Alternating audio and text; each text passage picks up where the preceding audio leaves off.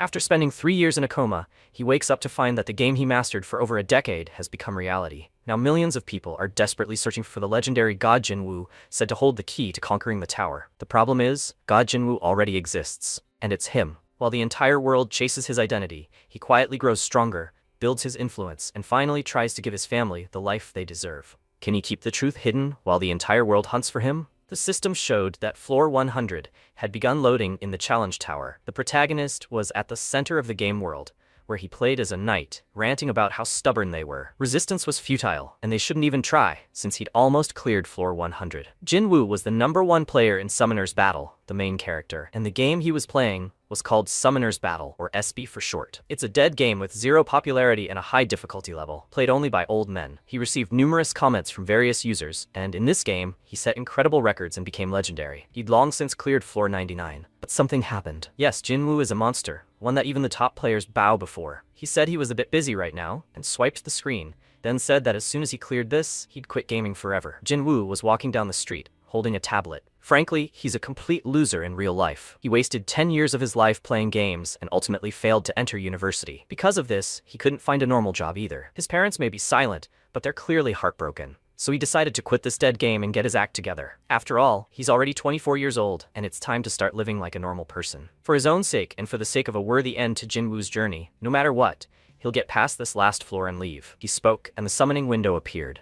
After which, a system appeared in front of him, and some commentators began discussing his personality. He exclaimed, "Summon White Whale. Ultimate skill." The system reported that he'd summoned the White Whale, and at that moment, everything around him began to sparkle with bright sparks. Users were asking, "It's been 10 years already, hasn't it?" The protagonist confidently repelled the attack, but suddenly, he gritted his teeth in anger. A bright flash of light erupted, stunning everyone. His enemy was cut into several pieces, and Jinwoo, looking ahead, confidently managed to do so. When he heard new notifications, he turned and saw a huge monster behind him. The creature opened its maw and attempted to destroy Jinwoo with a fiery blast, but he covered his face with his hand and summoned a blue dragon. When he did, the flame evaporated, and he began to fight the monster. Their forces clashed, and suddenly, Jinwoo looked at everything happening in surprise. The fiery blast exploded, and fragments flew in all directions. A moment later, the system reported that the 100th floor of the test tower had been passed. At that moment, he suddenly exclaimed that he had done it while standing in the middle of the street. He continued laughing and shouting that he had finally succeeded, and people passing by were confused. What's wrong with him? He looks crazy. Jinwoo was overjoyed that he'd finally cleared the 100th floor and could finally say goodbye to this game. He needed to show off to the elders before leaving. Suddenly, the guys around him looked straight ahead and wondered, "What's that?" Jinwoo also saw that the system had shown that the challenge tower, floor 100, had been cleared and that beta testing was complete. He couldn't understand why he was seeing a game screen in the sky. Suddenly, bright red flags began scattering across the street, and people passing by picked them up to see what they were. The system told them to tear up the summoning scroll, and Jinwoo wondered, is this some kind of promotion? His friends suggested tearing it up, and the guys did so immediately. Jinwoo exclaimed, "No, if he tears the scroll, everything will turn out badly," but he didn't have time to warn the guy, and the scroll tore. A moment later, a bright flash of light appeared in front of him, and the system announced that a new world was opening. Jinwoo was horrified by the sight before him when suddenly a multitude of monsters appeared. He simply couldn't believe it and turned around abruptly to see terrified people killed by the monsters. Some of them had been hit by a car. The people were terrified and screaming for an ambulance when Jinwoo was also hit by a car. He lay on the ground, thinking, "How awful, this stupid game." He stared at his phone screen, which said a new world was opening. Sometime later, when Jinwoo had already been admitted to the hospital, the TV was on, and a journalist reported that, following the next news, South Korea had unfortunately again finished last in the rankings in the International Player League. He lay unconscious under an IV drip while his mother sat next to him with his father. The journalist continued by saying that in response to this, associations are declaring the need to acquire higher-level summons, but some experts believe the state budget is insufficient to purchase high-ranking scrolls. At that moment, his mother looked at the apple she'd peeled in shock when she saw Jinwoo begin to move, and asked them to call a doctor quickly. As Jinwoo had woken up, he did indeed open his eyes, and his parents sat down next to him to discuss what was happening. The news he heard as soon as he opened his eyes was truly shocking. Firstly, 3 years had passed since the accident, and secondly, the vision he'd had before the accident of the game becoming reality hadn't been a dream. A stone golem entered their room. It was his father's pet. It now helps his father with loading and unloading packages, and it's very reliable. Jinwoo wondered, is this rank E summon his father's? And thirdly, The world's top players stated that to ascend the trial tower, they needed to find a Korean player named Jin Woo. Rachel mentioned this in the news. They, the 5 heavenly operators, were still waiting for him. When he appeared, the world would be turned upside down. Everyone, truly, was looking for Jin Woo, the whole world, and he realized it was his nickname. Besides, it was a name. He couldn't mistake it for anything else. This was definitely Rachel, one of the 5 heavenly emperors. Had the world of Summoner's Battle really become reality? A system appeared in front of him, asking if he wanted to start training. He chuckled at this, and his mother said she knew it was sudden,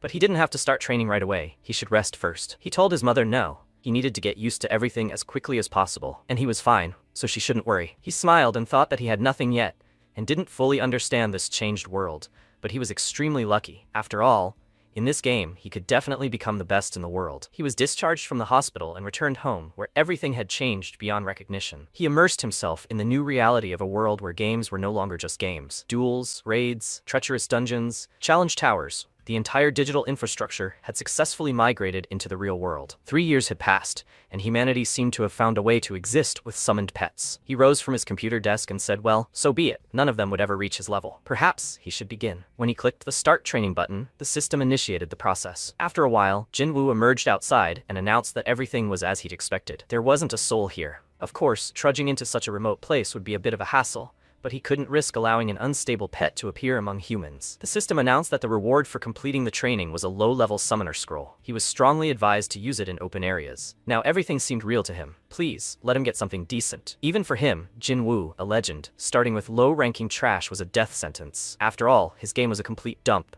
notorious for its paltry odds. The rank hierarchy went all the way up to F rank, and the odds were simply unrealistic, with a basic scroll only having a 1% chance of reaching even a rank. He held the scroll in his hands and muttered, please, just this once. He's begging for something, anything remotely useful. His hands trembled, and he looked at it hopefully, thinking that a D rank would be incredibly useful, but he was expecting at least a rank, even a useful E rank pet. He begged for it and tore the scroll apart, and the system reported that a low-level summon scroll had been activated. When he saw those words, he froze and asked himself, did he succeed? Wait, what do these summoned pets even look like in real life? When he tore it open, a bright beam of light appeared in front of him, and he exclaimed, what's going on? The system reported that player Jin Woo had successfully summoned a wind fairy. He realized it was EX rank, and asked if that rank even existed in the game. The fairy's eyes widened and she began screaming, wait, what's going on? Good heavens. Did they actually summon her, like for real? It was incredible. After all, it had been an eternity. Jin Woo was surprised. Since when did summoned pets talk? He looked at her more closely and asked, is she a Ramba? The fairy replied that she wasn't, because she was a wind fairy. But suddenly she was surprised.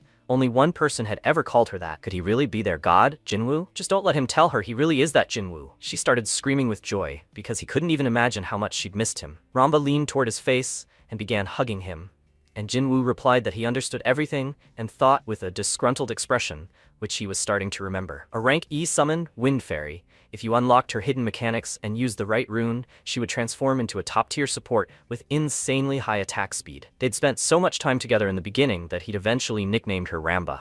But wasn't she removed from the game during that massive bug fixing the first year? What did the official statement say? Suspended due to the discovery of a critical bug. He remembers being furious when the pet he'd been leveling for a whole year was removed. But what was going on? The system reported that the summoned wind pet was level 1, rank isolated. This isolation occurred after discovering balance-breaking bugs under certain conditions. The active skill was wind pressure. With each swing of the staff, it increased the target creature's attack speed by 3%. He was surprised and asked again, is she isolated? Ramba replied that she had suddenly been dragged into some abyss, locked in a cage from which she could not escape. She offered to stay together forever this time, Jin Woo. He extended his hand and asked her to wait a moment, then asked who had isolated her. She looked at him in surprise, then suddenly froze and began screaming about a severe headache. Jin Woo hadn't expected such a reaction, and Ramba began to explain that she was in so much pain that she couldn't remember anything, and who had placed the seal blocking her memories. Jin Woo replied that everything was clear, then she should just tell him everything she remembered. She was stunned with shock, then changed her expression and said she couldn't tell him everything, and everyone was isolated, and as a result, they couldn't be summoned no matter how many times players tried. Jin Woo asked again, them? She meant there were other isolated pets besides her? Ramba replied, yes, they were kept in different places, so she didn't know where they were, but there were definitely others. She thought there were about 10 pets. Jinwoo was surprised and asked again, 10? If there were 10? No, that couldn't be. Those same 10 pets that were considered bugs and removed while he was using them. If each of them was reclassified as isolated, that would be incredible. In any case, Jinwoo seemed to have a chance every time he used a scroll. He hadn't felt a low-level call from a summoning scroll for so long, it was crazy. Jinwoo asked again, so they only react to scrolls he uses? Then he's the only person on Earth capable of defeating EX rank creatures. Is this some kind of hidden bonus for clearing floor 100 of the Tower of Trials? Does every basic scroll he uses now guarantee EX rank? He suddenly successfully summoned a hairy gorilla and realized that wasn't true. An F rank, so the chance of getting an EX rank is still purely luck. What a pathetic gacha. Then the plan is this. He needs to use the maximum number of prize scrolls to collect as many EX rank creatures as possible. If he can recover all the creatures, he'll become even more invincible than he was in his prime. He called her by name and told her that from now on, she should no longer call him God Jinwoo, but simply call him Jinwoo. She asked why. He replied that, thanks to the 5 heavenly emperors, that nickname was already known to the entire world. Despite his superior tactical knowledge and experience, he didn't realize how vulnerable he'd become in these 3 years of absence. If word got out that Jinwoo was commanding EX rank creatures, he'd simply become a target for all the envious and power-hungry. Suddenly, a roar echoed through the forest, and countless birds scattered. Jinwoo wondered what kind of earthquake it was. Ramba and the gorilla also began screaming in fear. And suddenly, the system announced the transition to the next phase. A basic training dungeon was generated, and Jinwoo wondered, is this really happening now? This was wonderful. Did he really need to go there? He'd certainly completed thousands of dungeons, but reality was completely different. No, he needed to pull himself together. He was genuinely scared now. After all, it wasn't him who would be fighting. And besides, this was just training. Okay, all or nothing, the system asked him to please proceed to the entrance. It was time for him to get used to this new, distorted reality. When he entered the labyrinth, he froze. Was he really in a dungeon now? It really was creepy here. The system informed him that he had entered a training dungeon, and he realized it was all about to begin. To fight in the dungeon, he must assemble a team of summoned pets, with a maximum of 5 pets per team. Did he want to assign a wind fairy and a hairy gorilla to his team? He thought about how, to increase the chances of successfully clearing a dungeon, people usually assemble a full team of 5 creatures. Clearing a dungeon with only 2 might seem reckless, but with a clear plan, it's entirely possible. He'd done this thousands, no even tens of thousands of times, and he already had the perfect plan in his head. He summoned them automatically, and Ramba and the gorilla were ready. Jinwoo wondered if there were more monsters in the training dungeon, but before he could fully consider this thought, he was suddenly startled when the system announced a hungry wolf and a gray wolf prowling nearby. The wolf was growling, and he needed to defeat it and escape the cave. Jinwoo immediately began to consider the situation. It was a gray wolf, rank F. The system reported that a shield had been created for the player. When he created the shield around himself, it glowed brightly, and he realized that the player's defense system had created it exactly as in the game. But now he was in reality. The system warned him that he would die if attacked while the shield was inactive. He understood that if he lost, the restart button wouldn't appear. At that moment, the wolf began to approach him, and Jinwoo shouted, "The gorilla will rush forward." The gorilla charged, but suddenly stopped between them, and Jinwoo realized it was too slow. However, he had expected this outcome, so he immediately summoned Ramba, who rushed to cast her spells and swung wind pressure. This is an iron swing that dramatically increases an ally's attack speed. When she directed her powers at the gorilla, magical beams of light emanated from the creature, and the gorilla immediately charged. Jinwoo thought this was excellent. Ramba is, as always, at her best. The wolf also began to rapidly approach his pet, and Jinwoo wondered, wait, was it really that big in the game? Up close, the wolf seemed even bigger. Tolgo wouldn't lose, would he? Judging by all the data he had, that was impossible. But what if their appearance in reality was somehow affected by something? At that moment, Tolgo lunged straight at the snarling wolf, and a moment later, the wolf bit through Tolgo, drawing blood. The gorilla fell to the ground, screaming in pain, and Jinwoo called out Ramba's name, but she screamed that she was already swinging with all her might, trying to protect the gorilla. A moment later, Tolgo attacked the biting wolf directly with his fist, sending the wolf flying. Ramba exclaimed that this was the end of this creature. She swung her staff sharply and directed its power at Tolgo, who was raised above the ground. A moment later, he struck the wolf even harder, several times, causing the wolf to growl and groan in pain. A moment later, Jinwoo and Ramba watched in stunned silence as Tolgo easily destroyed his opponent. Tolgo then slammed his fists against his chest in joy, and Ramba exclaimed that they had won. Jinwoo breathed a sigh of relief, and the system announced that they had cleared the dungeons, rewarding him with a low-level Power 2 rune. He realized he had survived and was overjoyed. Sometime later, evening fell in the city, and the protagonist's sister took the money and said, "See you again." She held the envelope in her hands, happily thinking it was a jackpot, having earned 2001 today alone. 3 years ago, when the world changed, she received the profession of rune collector. She mainly goes into low-level dungeons and makes a living selling runes to promising players. She decided to become a player because after her brother's accident, their family found themselves in dire straits. One day, in a dungeon, she miraculously dropped a mid-rank summon scroll, which resulted in her receiving a C-rank creature, which has only a 1% drop rate. She was extremely lucky, and thanks to this C-rank shadow elf, she was able to establish a stable income from runes. Suddenly, she noticed her brother calling her on the phone, and she asked if he had been discharged yet. Jinwoo replied, yes, they discharged him, and let her listen to him. He heard from father that she was selling runes. Jinna exclaimed in anger, then asked again, what, she's selling runes? Actually, she's collecting them, okay? Jinwoo had to pull the phone away from his ear because of her scream, after which he said, okay, she's a rune collector. By the way, does she know where the synthesis center is? Father said she knew. Jinna asked again, the synthesis center? Of course she knew. It's in the player zone. When trial towers appeared all over the world, people needed a place to do everything related to summoned pets, and that's how the player zones came into being. They contain not only possible dungeons, but also synthesis centers, an enhancement center, and the like. Everything you need can be done right at the tower. When she arrived at the cafe and met her brother, she asked if he knew that the towers in Jamsil and Hinde had become challenge towers, right? Jinwoo didn't answer, and she continued saying that things were different in other countries. But, in Korea, towers only appeared in those 2 places, so the player zone he needed was only there. He was surprised, really? When he thought it was logical that they were located near the tower. After all, they help with passing this. After that, Jinna wondered, by the way brother, what creatures did he get? Were they F rank and E rank? He answered, yes, and Jinna asked, really? E rank only has a 5% drop rate. He replied that he was probably just lucky, although he silently apologized to his sister for this lie. In any case, he would need her help. He wanted to get used to the system as soon as possible, and in return, he would give her some pocket money. Jinna asked again, he knows she makes way more money than him, right bro? Jinwoo replied that she never knew how life would turn out. Who knew? Maybe he'd become the greatest player in the world. Jinna chuckled at his words and remarked that everyone else fancied themselves the next Rachel or Genos. But those people were the chosen ones. They were geniuses, and they were nowhere near them. Jinwoo asked again, is that so? Fine, let her just show him the way. Jinna was surprised by his reaction, and Jinwoo said he wanted to see for himself what their player zone was like. After a while, they approached a tall tower. Jinna asked, Jinwoo, he said he summoned pets today. Who did he get? He replied, a wind fairy, and Jinna said she'd never heard of such a thing. Maybe he'd show her. Jinwoo replied, no way. Why did she even want to see it? Jinna said he was being greedy. They weren't strangers, and the pet wouldn't disappear even if he showed it. Jinwoo replied that she should show her pet first, and she asked again, her pet? Fine, then she'd do it, and he shouldn't be too surprised when he saw it. She conjured a magic sphere in her hand, and Jinwoo wondered what kind of pet she had, since she was so confident. A moment later, she showed him a C-rank shadow elf, and Jinwoo was stunned by this. She asked again, what's with that sluggish reaction? Maybe he didn't know, but C ranks and above are considered nobles? Jinwoo replied that he understood everything and thought, noble? Ranks were the ones he only used to gain experience in the fusion center. They had never even been in the dungeon with him. Jinwoo asked if shadow elves could speak Korean. He waved his arms in front of the elf, and Jinna asked what he was doing. He didn't understand. Couldn't she even hear him? And Jinwoo asked again, what was he doing? He was just trying to say hello to her sister's proud pets and ask them to look after her. Jinna asked in surprise, since when do pets talk? Jinwoo was confused and realized that they couldn't talk,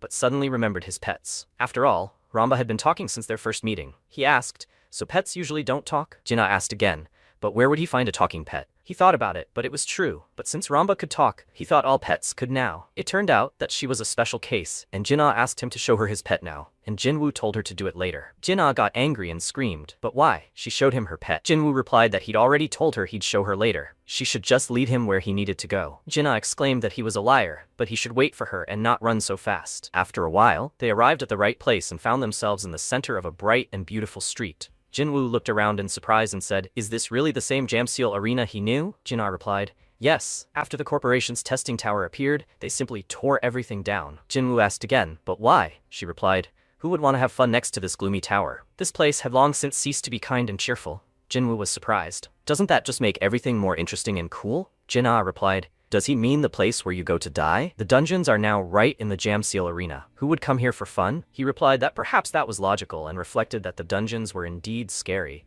but he was seeing things he'd only seen in the game. In real life, they were incredibly captivating. Was this a local market? People were approaching the stalls, buying things and asking about prices. Jinna noted that yes, players could freely trade everything here, from summoning scrolls to runes. Jinwoo considered this, only recalling memories of how he'd opened scrolls and runes every day with that rich man.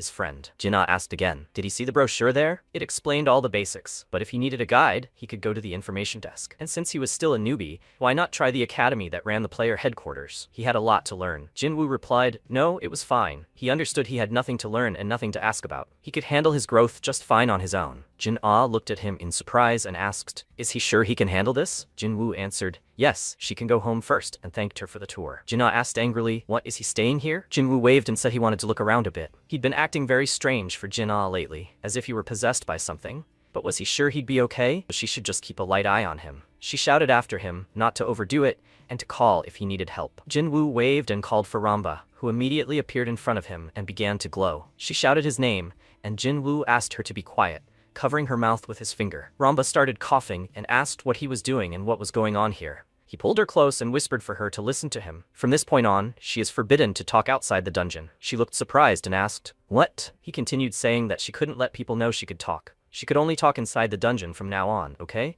Let her nod if she understood. Ramba nodded and he said, great, and now they needed to get everything in order. As he remained squatting, he considered the need to secure at least some startup capital if he wants to start clearing dungeons. He looked at his phone and saw his income, saying that it was too bad, because it couldn't get any lower. He knew he didn't have much money to begin with, but for this to be all his savings was pretty awful. Besides, working like he did before was simply pointless. He grabbed his head and cried out in anger. Jinwoo wondered if someone would tell him to just ask his parents for money, but that was nonsense. Now they're working 3 jobs just to pay the rent, and he's supposed to ask them for money? How is he any different from a monster then? He looked at his phone and realized he could do it even with that starting capital. The reason no one could compare to God Jinwoo was because he was a player who had never donated to this game. Even though he played it with great desire, he still managed to become the best without investing a cent. Did people really think he couldn't do the same because they were in real life now? Just be patient, and he'd definitely climb back to the top. At that moment, he was credited with 500,000 won, and he was dumbfounded.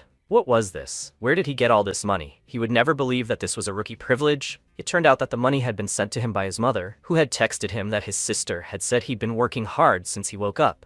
And knowing him, he would never have asked her for money, but she decided to send him at least a little, so he could use it wisely. He was embarrassed when he saw the message from his mother and realized that she'd been nursing and caring for him all this time. She probably had no money at all, so why did she do this? He remembered her sitting next to his hospital bed, holding his hand and telling him that mom would always be there, so please let him wake up healthy. He almost cried and silently thanked his mother for that. Let them just wait, because he would succeed and their whole family would live in prosperity. The others had worked hard for 3 years, so now every second counted. To become the best, he had to choose a role. And to collect materials, he needs to clear dungeons. So Jinwoo bought 3 low-level summon scrolls, and first, he needed to assemble a team. Player Jean received an F-rank slime mass pet, as well as a winged butterfly pet, and an E-rank poisonous lizard pet. Jinwoo was surprised by this pet and thought that he had gotten an E-rank. He was lucky. If Rambo was also an E-rank pet, then he'd only gotten the pet twice with a 5% chance. Besides, the poisonous lizard's effectiveness is quite good. He only uses it for a short time and then recycles it. So,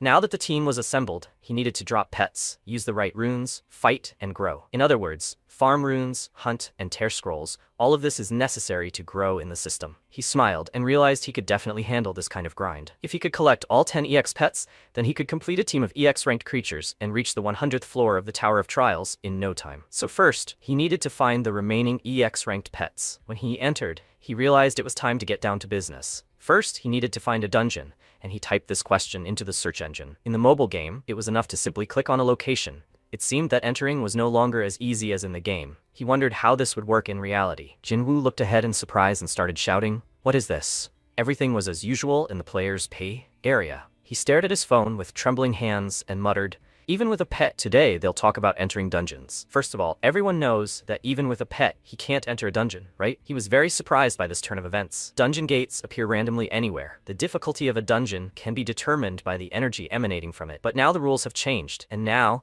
no matter how simple the dungeon, only officially registered players can enter. He sat down on a bench, exhausted, not understanding what to do. He was incredibly unlucky.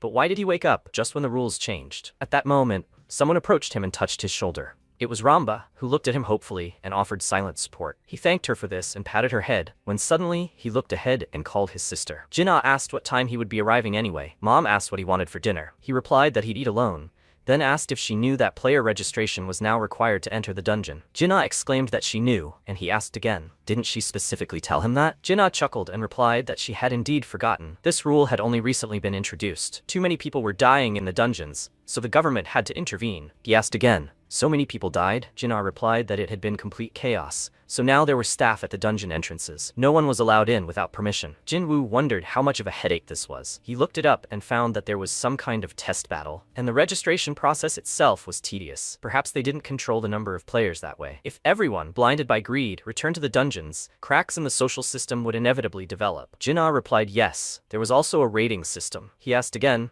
what? Jinna said that this system ranks the top 100 players in the country and the world every year, but they don't even make it into the world rankings. It's a shame. If only they had the legendary god Jinwoo, their country would rise in the rankings. Jinwoo replied, maybe? Okay, thanks for telling him. Bye. When he said goodbye to her, he silently looked into the phone and realized that for now, he had prepared for everything, so he would go rest. When he returned home, his mother had cooked delicious soup. His father was sitting next to her at the table, reading the newspaper, when he suddenly saw Jinwoo enter and ask if he was awake yet. It was only 6 a.m. Jinwoo replied yes, he needed to leave early. His mother turned to him and asked if he was leaving already. He should eat at least a rice ball before going outside. Jinwoo put on his shoes and replied that everything was fine. After which he stood up and said, Mom, Dad. He apologized for only showing them the bad side of himself so far, and thanked them for that, and he was leaving. His parents looked after him, stunned, and his father scratched his head and said it was awkward. His wife asked, will their son be okay? He told her not to worry, but the government said they were currently conducting a safety briefing, so he suggested they have breakfast and go on with their business. She paused, thinking, and begged Jinwoo to be careful, looking at the closed door. The era in which all of humanity can become players attracted early attention among all countries in South Korea due to the exceptionally high mortality rate in dungeons. The reason for this was a kind of main character syndrome caused by greed. Players deluded themselves into thinking they were the protagonists of a fantasy world. They recklessly ventured through dungeons and died. The foreign press speculated that because so many talented players were lost during this period, they concluded that this was why South Korea, a gaming power, now remains at the bottom of the rankings. So many deaths are purely due to misconceptions, and of course, it's not his place to say he played this game for 10 years himself. But frankly, it sounds a little pathetic. Weren't they scared? He watched these interviews while standing in line at registration. The office worker told him to come over, and Jinwoo submitted his application. The woman replied that his application had been accepted, and Jinwoo asked again how many people qualify for player status. She replied that only 50 people would pass the final test to earn the title of player. Jinwoo reflected that there were 1,000 people in line for him, if not more, so it wouldn't be easy. Still, even if he couldn't manage that, he certainly wouldn't be worthy of the title of one of the 5 heavenly emperors. With these thoughts in mind, he left the registration building. Sometime later, the staff in the office were discussing how they were going to select 50 people from this entire crowd. If they wanted to find talent, they needed to select more people. It was a judge from headquarters named Chan-seok. Nothing would move beyond the point of death anyway, because of those old men behind the scenes. Suddenly, after these words, an explosion occurred in their office, and everyone stood up in fear. Chan-seok started screaming, "What's going on?" A stranger emerged from the dust and addressed Chan-seok, saying, "He killed all his brothers and is sitting here so calmly. There were so many monsters behind this guy. That's why he was so confident." Chan-seok said, "This crazy freak." But at that moment, his monsters also began to burst through the floor and didn't stop at each other. The people around him discussed whether it was the man from headquarters and some kind of bandit, but why did it all happen here? Jinwoo was sitting nearby, listening to his headphones, when he suddenly realized something was going on. He turned around and asked, "What's this situation?" When he saw the confrontation, he stood up and turned to investigate. The people around him were discussing what to do. They weren't going to die here, were they? Why did the gang leader suddenly appear? Another guy replied that everything would be fine, because it was Chan-seok. He'd heard he was a real demon when it came to fighting bandits. Jinwoo looked at them questioningly and wondered, bandits? Do they really use pets to plunder and rob? Chan-seok exclaimed that this was an emergency, and everyone should summon their pets and raise their shields. Jinwoo used Ramba, who looked at him questioningly and tried to say something, but he immediately closed her mouth and whispered that they had agreed that she was not allowed to talk outside. The bandit blurted out that he was the apostle of justice, and now they'd see how long he lasted. His monster charged, and Jinwoo realized that interfering would only make things worse, so he hid behind the table and decided to simply watch their fight from the sidelines. A moment later, the entire room was ablaze, and their battle continued with bright explosions and flashes of light. The bandit screamed, "Is that all?" Chan-seok was enraged by these words, and Jinwoo uttered in a trembling voice that he was literally trash. Ramba chuckled at the fact that he didn't fight like that, and he replied, "Actually, that's a shame. It looks like Chan-seok is being pushed. At this rate, he'll lose. This can't be happening. They're just beating up civilians without even blinking. Jinwoo wondered what he should do. If he helped and ended up getting caught up in this, he'd be killed, and he wouldn't even have a chance to live a normal life. At that moment, he approached Chansok and touched his shoulder. Chansok exclaimed that it was dangerous here and he should move away. Jinwoo replied that he wasn't using his fire turtle skill correctly. He should look at the buffers behind the blood orc. They were buffing him with fire resistance, which meant his fire energy wouldn't work. The orc's body turned red every time buff behind him used a skill, meaning he was applying fire resistance. And if that was true, then Chansok had just used his fire turtle skill and thrown the monster into the inferno. He rejoiced and asked, "Did it work?" The bandit exclaimed that the situation was dire, and he didn't understand how he knew about it. His master was destroyed and hit the ground. The bandit called him a freak, and Chansok continued to destroy his enemy. When all his pets were destroyed, the bandit began shouting at him to stop because he was giving up. He was wrong. When he turned around and saw the monster's claw approaching behind him, he screamed that he was begging for mercy and that he would never rob and kill again. Chansok told him to shut up.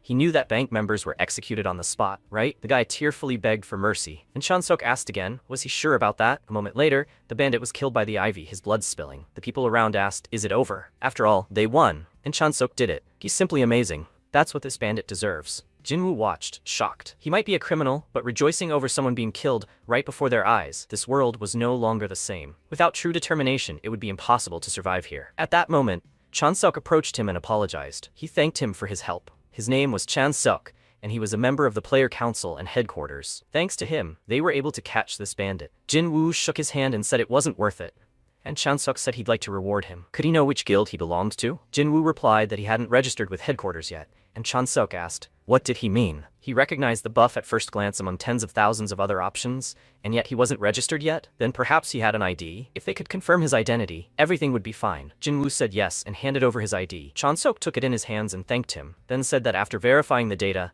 he would receive a reward according to the rules. Jinwoo replied, okay, then he'll leave it to him. Chansok watched him go in surprise and immediately called his colleague, saying that he had just sent him some data. Let him check this person. When Jinwoo went outside, the bright sun appeared. There, Jinwoo bought a delicious pastry for Ramba and realized how simple it was. Perhaps it was hard for her to remain silent? She immediately pounced on this delicious pastry, and Jinwoo thought that he had heard other players sometimes argue with their pets. But Ramba was happy with just a cream bun. In any case, nothing terrible would happen, right? He hadn't intended to interfere, but if it weren't for him, they would all have died there. The world had changed much more than he thought. It seemed he couldn't put off hunting any longer. Now he needs to collect summoning scrolls and summon the next pet as soon as possible. The priority is the drill instructor and the explosive dragon. They're E and D ranks, so he should be able to get them from their low-level summoning scrolls. He got up from the bench and asked Ramba, okay, should they go now? Sometime later, while Chansok was taking a walk, he received a call from the same employee he'd requested, and Chansok was very surprised to learn that he'd been hospitalized for 3 years after an accident. So that's why he wasn't registered as a player.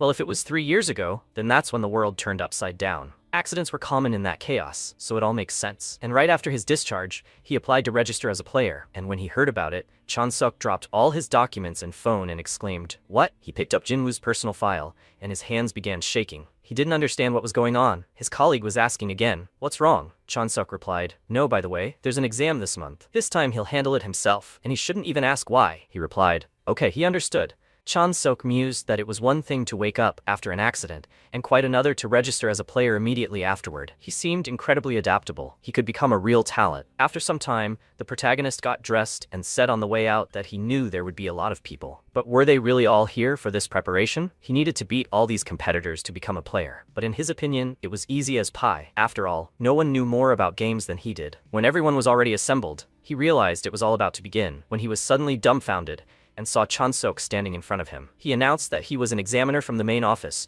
and that from that moment on, they would begin preparing for the written exam. After some time, the two of them gathered in a cafe, and Chansok asked again, is he a little surprised to see him? Jinwoo replied, yes, he never thought he would be the examiner. Chansok replied that he thought it was fate and how his preparation had gone. Jinwoo paused, then remembered that such questions often came up on the written test. Looking at the pet combination here, Jinwoo realized that this was the combination he'd told him about. He should at least ask permission before using it. He said that everything hadn't gone so badly, although it had gotten a bit boring. Chansok replied that it was a relief.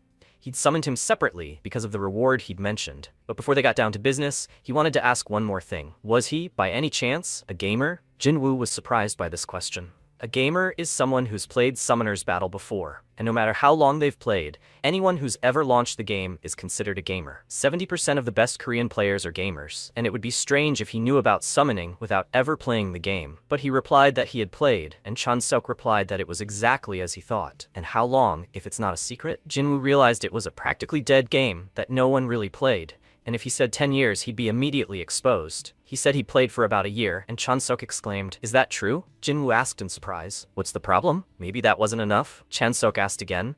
"He played this dead game for a whole year?" That impressed him. Jinwoo confirmed that it was something like that. Most better Korean players haven't played for even 6 months, and he's played for a whole year. At that point, Chan-seok apologized and announced that they had prepared 2 awards, and he should please choose the one that suits him best. Jinwoo replied that he understood, and Chan-seok said that for the first award, within his authority, he could immediately register him as a player, with automatic registration and immediate employment. He could also offer a position at the main office. The second option, a cash reward of 5 million won, made Jinwoo think the choice was obvious, and Chan-seok asked again, well, what would he say? It wasn't just registration, but a job at the main office, which is harder to get than at a large corporation. Obviously, that would be the first option. But suddenly, Jinwoo replied that he'd take the money, and Chan-seok asked again, what? But registering as a player usually takes a long time. Jinwoo thanked him for the offer, but he'd probably decline. He could register himself, and he'd never planned on working at the office anyway. He was already busy searching for pets. He had no time to waste. When he left the office, people around him asked if that was President Jinwoo. He replied, yes.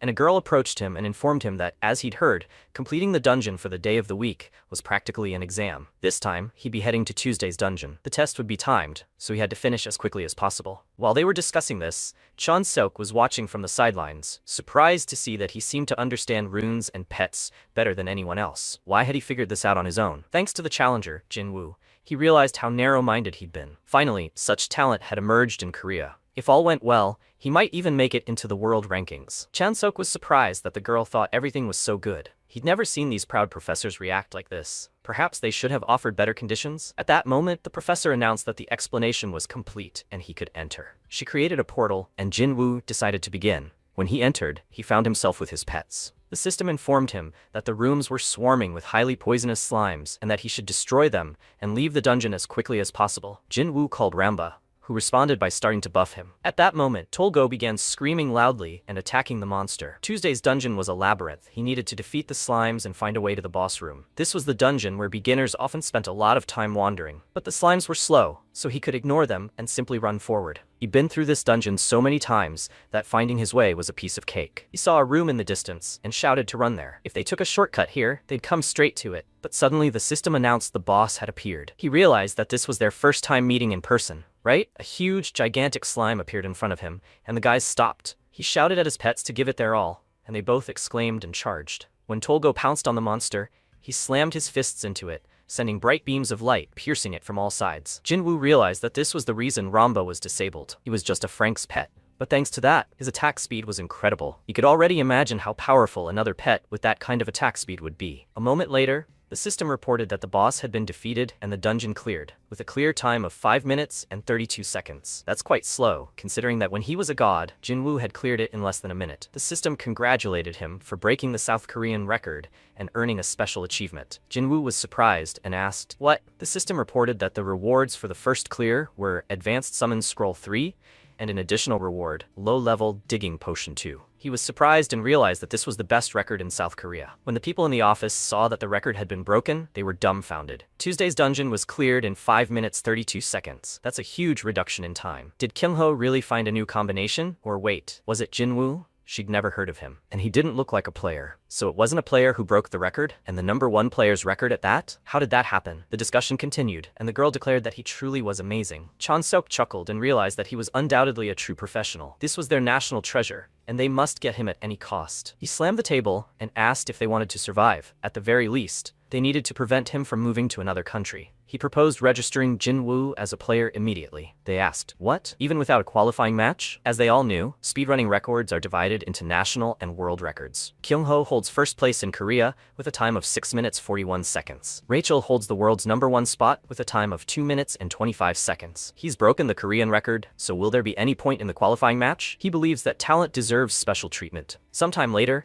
When Jin Woo approached this tall building, he would never have thought that 5 minutes was a record. Could this really be the level of South Korea? Suddenly, he was met by Chan Sok, who began shouting at him with admiration that he really wanted to meet him. He ran towards him joyfully and said that he had seen his speedrunning record and that it was simply incredible. He managed to break the South Korean record on his first try. Besides, the labyrinth in Tuesday's dungeon is incredibly confusing. Jinwoo chuckled and replied that that was probably true. It's like praising a fish for its swimming ability. Chanseok offered him this first. It would be a player's license certificate. He immediately registered his name as a player. He has nothing more to prove, Mr. Jinwoo. Jinwoo was delighted by this, and Chanseok added, "Can I ask how he broke the record?" Jinwoo paused, looking at his ID. He realized that if he revealed everything he knew now, South Korea's status would skyrocket. The problem was what would happen next. At best, he would gain wealth and fame with state support. At worst, he could simply be kidnapped and squeezed dry of every last drop of information. He asked Chanseok. He understands that asking such questions is rude, right? Chanseok replied that he apologized, as the third step in a player's progression was a very sensitive topic, shared only with those closest to him. He clenched his fist and begged for understanding, as South Korea desperately needed talent. He didn't seem like a bad person. He immediately transferred the promised money, and he had a pleasant personality. He was also quick-witted, so maybe he should use the government to his advantage. If he played his cards right, he could develop much faster. At that point, he turned to Chanseok and asked if they could move elsewhere. He decided to be frank, and Chanseok again asked for help. Their headquarters needs his knowledge, Mr. Jinwoo. According to their records, he was confined to a hospital bed for 3 years. Jinwoo asked again, had he checked his background? Chanseok replied that he apologized for that, but a skilled, unregistered player could have been a member of some gang. Jinwoo asked again, since he was registered, he wouldn't be investigating him, right? He should never do that again. He replied, yes, and reflected that usually when he mentioned the state, people were alarmed and tried to cooperate as best they could. But this guy didn't even bat an eyelid. He clearly knew his worth. After Jinwoo drank a glass of tea, he mentioned something he'd been thinking about. What exactly would he get if he helped the state? Chanseok replied that it would be his cooperation, and Jinwoo looked at him questioningly. Chanseok replied that he felt a little awkward saying so himself, but he held a fairly high position in the headquarters, and the headquarters chairman was elected by popular vote. So if he did well, he would receive many votes and could rise even higher. Jinwoo realized he was just like a politician, and Chanseok therefore decided to provide him with all the support he could within his authority. Jinwoo thought this didn't impress him. The reward was vague, and since he was a civil servant, he couldn't spend the funds as he pleased. In that case, he proposed doing so just for 1 month. Chanseok asked again, what? Jinwoo replied that since he had just registered, he would focus on his development for a month and would seek support as needed. If everything was fine, they would continue their collaboration. If not, he would return everything he had received or provide equivalent information. Chanseok was surprised. So he was going to use him as a personal secretary for a whole month? There was nothing he could do about it. He would definitely win if he stuck close to him, so he replied, okay, they had a deal. The guys shook hands. First, he needed something. Please let him keep his new record secret. He was worried about his safety. Chanseok asked again, what? If it was about his safety, Mr. Jinwoo, then. But before he could finish, he realized no. He couldn't hope for protection from headquarters that couldn't even handle one gang. Jinwoo understood this perfectly well, so Chanseok replied that he understood everything and would do everything possible to hide his record, but rumors could still leak out. He replied, no problem. Then he wanted to leave. Chanseok wished him a quick meeting. Jinwoo understood that perfectly well and made sure he would remain silent. He looked at his phone screen with a smile and asked what kind of reward he had received. After a while, when he opened the system, he realized that these rewards were simply incredible. Besides the reforging potion, he received high-level summon scrolls, as expected, a first-time reward that only gives out once, and it's truly something. He wants to open them right now, but he can't risk it with only 3 scrolls. He's better off just selling them and raising some money. Right, there's one more thing. All these players are only available to players registered at headquarters. Almost all transactions are processed through this. At least, that's what the chairman said when he set it up. Now he wants to see how much they're worth, but when he opened this one, he was stunned. This one cost 3 million won. So he earned 9 million just by running a dungeon in 5 minutes? That's crazy. This is just the beginning. And if things continue like this, his entire family will be well off. He'll make sure they never have to worry about money again. Only then will he sell the high-level ones first, and use the money he made to buy low-level summon scrolls. The Drill Instructor and Explosive Dragon are pets that can currently only remove B-rank monsters. Until he can take advantage of this, he should only sell low-level scrolls. When he started scrolling through his feed, he assumed that low-level scrolls were just junk that accumulated while completing dungeons, so why were they priced at 5,001? Besides, there were far more sellers than buyers. There were no lower prices. In such cases, he called his sister, and she asked if something was wrong. He decided he just wanted to ask her something. And after explaining the whole situation to Jin-ah, She replied that it was because headquarters was buying them up. He asked again, why? She replied, who knows? People say it's to support players. They're buying up summoning scrolls en masse with government money, and the minimum price is 5,000 won. But the daily purchase quantity is limited. Since they can always sell them to headquarters, no one is even thinking about lowering the price. He said everything was clear, and Jinna said she'd heard that this shop might be shut down. The protagonist asked again, why? She replied that this policy had been in place from the very beginning, so that a pile of unnecessary low-level scrolls would accumulate. Jinwoo asked again, is that so? He thanked her for telling him everything, then hung up. So they had accumulated an excess of low-level scrolls, right? In that case, he returned to Chansok, who was happy to see him. As he could see, he had already missed him and didn't think he'd be back so soon. The protagonist chuckled at how things had turned out, and Chansok asked if he needed anything. Jinwoo replied that he wanted some low-level summoning scrolls, and Chansok asked again, aren't they mid-level or high-level? And how many did he need? He replied, as many as possible, and Chansok reflected that they received 50,000 daily.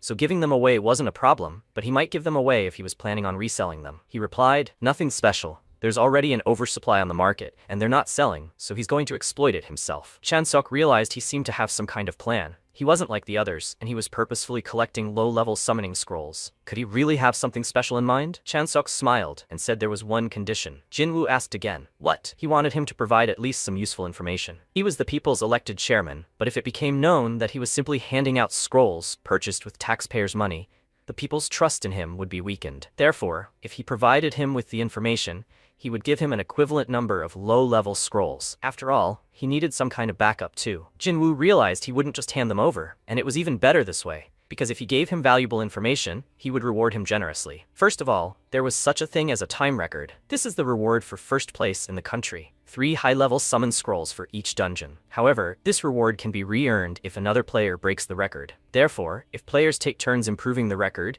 even by just 1 second, they will be able to receive the maximum rewards. This can strengthen them in the country. Chansok replied that everything was clear, and they used this method. The current players had already received their share, but there were many players who had never received this reward before, so it wouldn't be a big problem. Jinwoo announced that the second piece of information he would reveal was about this strategy for completing Tuesday's dungeon. Chansuk clapped his hands and said that, as he thought, it was the same method he used. Jinwoo realized it wasn't him. The 5 emperors had used it. He wouldn't have believed it if he'd said he'd memorized all the labyrinths in advance. With this method, anyone could complete this labyrinth in just 3 minutes. Chansuk was surprised and asked again, only 3 minutes? Jinwoo raised his hand and announced that they needed to clearly agree on a price for this information. In addition to the low-level scrolls they'd mentioned, he wanted 50 high-level ones as well. How could he handle such an offer? Chansok was dumbfounded and began screaming. 150 million? Jinwoo replied, that was quite cheap.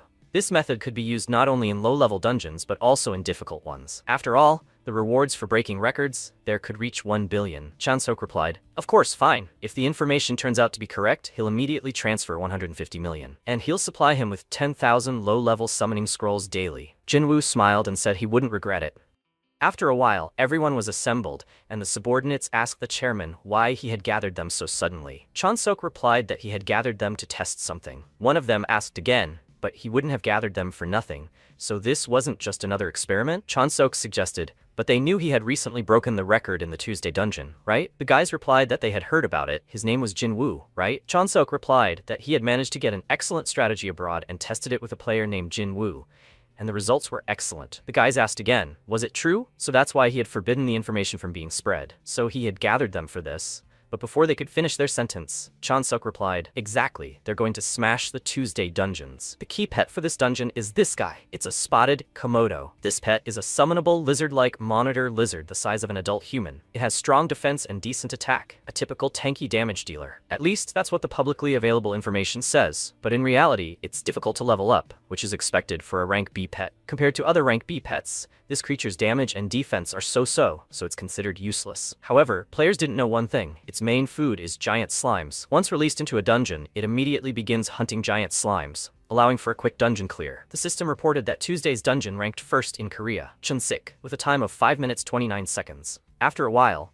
the guys started shouting that the chairman was right. They reached the boss's room in less than 4 minutes. Does he really love to eat that much? This guy is a veritable gold mine, and now there's no need to worry about the cleansing agents. Chansuk watched from the sidelines in bewilderment. A few days later, information surfaced online about players in Korea constantly setting new records in the Tuesday dungeon. Chansuk was delighted that it was confirmed. Jinwoo wasn't just some Gilmer freshman. It was good, that he'd decided to create a team just for him. This team would include these three. Several personal files of various players lay before him. After a while, Jinwoo grabbed his phone with a trembling hand and, seeing the amount, wondered, is it really that easy to make money these days? That bearded man was so generous. How many cream buns could this buy? And besides, the system reported that the summon scroll inventory was a low-level summon scroll worth 10,000. 10,000 low-level summon scrolls that the employee had given him that morning had fulfilled his promise, so now it was his turn. He turned to Ramba and asked, is she ready? She replied, yes, God, yes, Allah, spirits of the heavens and earth, please let their Jinwoo get a good pet. This was a summoning ritual practiced since the time of the god Jinwoo. Jinwoo decided they needed to get started. The endless farming was about to begin. He tore the scroll in front of him and a moment later collapsed to the ground around a pile of pets. In an hour, he'd already used 3,600 scrolls and he hadn't gotten a decent pet yet.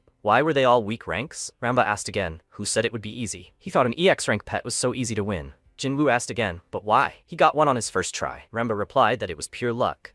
Getting one from 100,000 scrolls wouldn't be enough, let alone 10. He asked again, what is she talking about? Ramba replied, does he know nothing about the summoning system? Jinwoo asked again, the summoning system? She replied that there were exactly 10 times fewer pets than players. For example, the horned caterpillars he just summoned, there were 80,000 of them. But most importantly, isolated pets were unique. Chan Sok was stunned and asked again, why? Ramba replied that she didn't know why, that only he could summon isolated EX rank pets. She knew for sure. He breathed a sigh of relief and realized that there were tens of thousands of creature types, 800 million of each. And from all this diversity, he needed to pull out a single EX rank creature. It would have been easier for him to just win several times in a row. Ramba told him not to worry, because once a pet has been summoned, it won't drop again until it's sold. For example, if all 800 million horned caterpillars are summoned, the horned caterpillars will never appear in future summons. Jinwoo suggested it was almost impossible anyway, and Ramba wondered if they should try mid-tier scrolls. But no, that wouldn't work. They're expensive, and they're rare. He kept saying the chances were slim, but he had no choice but to keep trying, so he tore up another scroll and shouted, hoping for it to appear. Ramba wished him luck. Sometime later, evening came, and Jinwoo lay down on his bed, tired, and said he was going to die. Ramba, lying on the pillow nearby, said she wanted a cream bun. He said he'd opened 140,000 summoning scrolls in 2 weeks, and Ramba said she almost died. Jinwoo looked away and thought about how he'd even rented a room next to the player area just to synthesize pets. He dreamed of cream buns and supposed he couldn't live off his parents forever. So maybe he should go synthesize pets today? Ramba continued to shout about cream buns. Sometime later, they found themselves in the Fusion Center, a former hotel. Jinwoo found himself inside and mused that just as the Jamsil Tower had become the Test Tower, so had the other buildings. For example, this hotel had become the Fusion Center. He thought the buffet here used to be quite popular. There were ATMs nearby, and he approached them with number 125. Ramba told him not to make a mistake and to look carefully before inserting it. He replied, of course, it was their turn now and they should go. When he entered the room, a system appeared before him, and he placed his hopes on Ramba. She replied that they could handle it, and the system announced, welcome to the Fusion Center. He should try fusing their pets. The Wind Fairy had been registered. Did he want to synthesize the Wind Fairy? He replied, yes, after which the system announced, the Fire Lizard is sacrificed and disappears. This happened several times, and Ramba glowed with a bright blue flame. He realized that this was indeed a lot, and a moment later, the fusion was complete. The Wind Fairy's level increased to 21, and her intelligence increased by 2. Just think, only level 21 after 140,000 scrolls. Ramba asked, so how strong is she now? Jinwoo replied that she was the best. The maximum level was 100. At this rate, it would take forever. A few days later, Chan Sok found himself opposite his employee and asked, Byung-jin, are things going unusually well today? Byung-jin replied, yes, but Byung-jin couldn't understand why he was so happy. Chan Sok, meanwhile, was pondering that now that he had created a talent management team, he needed to invest fully in Jinwoo. Because of this, he asked Byung-jin what Jinwoo was doing now. He thought for a moment and replied that it seemed he was still opening summoning scrolls and that there were even more of them today. Chan Sok asked in surprise, what? He's still doing this? He answered, and then asked if she could use the 150 million won she'd received to buy more low-level scrolls. Chan Sok didn't understand what was going on, and Byung-jin blurted out that he'd asked if they could be bought at a reduced price, and he'd replied that he'd check, but the Bureau of Management already looked down on them for constantly buying. What were they going to do? Chan Sok wondered if he was putting everything into unsellable and low-level scrolls and reinvesting it. He definitely had some kind of plan. He wanted to sell them to him for half price, and Byung-jin asked, what half price? If they were caught offering such privileges, but before he could finish, Chan Sok told him not to worry. Jinwoo could become a hero in Korea in the future, and when it was revealed that he supported him no matter what, his rating would skyrocket. For now, he just has to do as he's told. Chan Sok looked out the window and decided this should remain between them, Jin-ah and Dae-sung. After some time, Jinwoo had used an incredible number of scrolls, but still nothing worked. He was holding 1,558 scrolls in his hand and was already feeling sick of them. Ramba asked, "How much longer can this go?" He replied that he would do this until they both died. At that moment, a girl in heels approached them and said hello. Jinwoo looked up and asked, "What?" She replied that she was pleased to meet him. Her name was Yujia from headquarters. Jinwoo scratched his head in confusion and asked what brought her here. She replied,